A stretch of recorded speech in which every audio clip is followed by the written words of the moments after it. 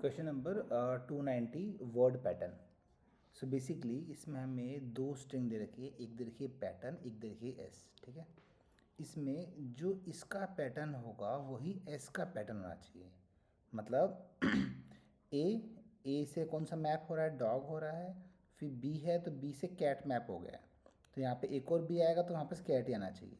वापस ए आएगा तो फिर से डॉग आना चाहिए। इसका मतलब ये जो है ये मैप हो रहे हैं ऐसे ना, बी से मैप हो रहा है तो पैटर्न सेम होना चाहिए। मतलब यहाँ पे अगर वापस से एक बी आएगा तो वापस से यहाँ पे एक कैट ही आना चाहिए। अगर ऐसा है that means we need to return true, और अगर यहाँ पे कैट के जगह डॉग आ गया that means we have to return false. Clear?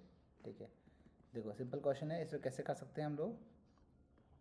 हम क्या करते हैं, सबसे पहले इनका एक मैप बना लेते हैं, है ना। एक डिक्शनरी बनाऊंगा मैं, तो ए के अंदर ए की के अंदर वैल्यू डाल दूंगा डॉग, है ना।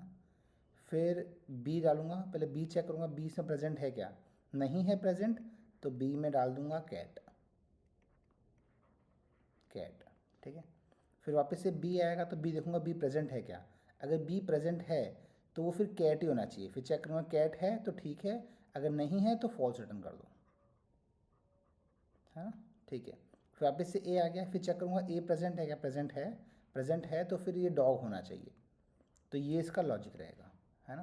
तो करना कैसे इसको, देखो इसमें हम जिप यूज़ कर रहे हैं। जिप बेसिकली क्या करेगा, जो ये दोनों लिस्ट है, एक लिस्ट तो अपने पैटर्न ये गिवन है, पैटर्न इसको जब मैं निकालूंगा तो क्या ए पहले रिटर्न करेगा ए बी बी ए, और जो एस एल है ये बेसिकली मैंने एस को लिस्ट बना दिया है, ये जो है इसको लिस्ट बना दिया है इसको।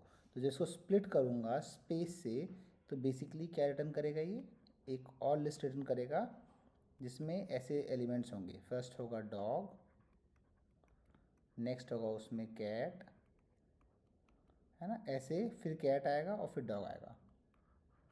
ठीक है, तो अब मैं इसको एक्स और वाई करूँगा तो इस लूप में क्या होगा, जब मैं जिप करता हूँ तो एक्स की वैल्यू क्या आएगी, फर्स्ट में ए, पैटर्न में से उठाएगा ये first element which is a, S L से उठाएगा first element which is dog. ठीक है, फिर मैं चेक कर रहा हूँ if x is not in D P, D P मैंने एक डिक्शनरी ले रखी है। क्लियर? तो ये हो जाएगा, तो स्टार्टिंग में तो डिक्शनरी एम्प्टी है तो कुछ है ही नहीं इसके अंदर। तो हम क्या करेंगे, जब कुछ भी जब नहीं रहेगा तो इसको पॉपुलेट कर देंगे। तो क्या आ गया, डीपी में एक्स के वैल्यू में एक्स की में क्या आ जाएगा, वाई आ जाएगा। तो ये बन जाएगा ऐसे, है ना। ठीक है, नेक्स्ट इटरेशन में क्या होगा, फिर से बी आएगा तो बी चेक करेगा कि बी डीपी में है, नहीं बी डीपी में नहीं है, तो ये बी में क्या डाल देगा, जो वाई से आ रहा है, वाई में नेक्स्ट क्या था, कैट था, तो कैट डाल देगा ये।